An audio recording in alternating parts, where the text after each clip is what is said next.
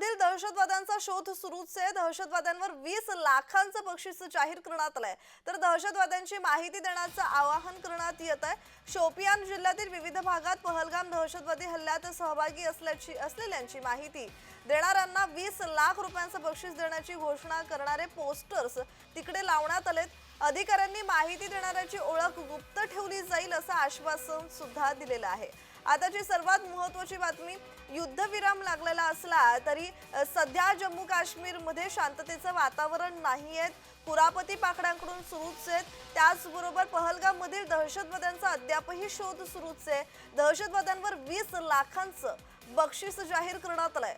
दहशतवाद्यांची माहिती देण्याचं आवाहन करण्यात येत आहे, तर शोपियान जिल्ह्यातील विविध भागात पहलगाम दहशतवादी हल्ल्यात सहभागी असलेल्यांची माहिती देणाऱ्यांना 20 लाख रुपयांचे बक्षीस देण्याची घोषणा करणारे तसे पोस्टर्स तिथे लावण्यात आलेले आहेत आणि अधिकाऱ्यांनी माहिती देणाऱ्याची ओळख गुप्त ठेवली जाईल असं आश्वासन सुद्धा दिलेलं आहे।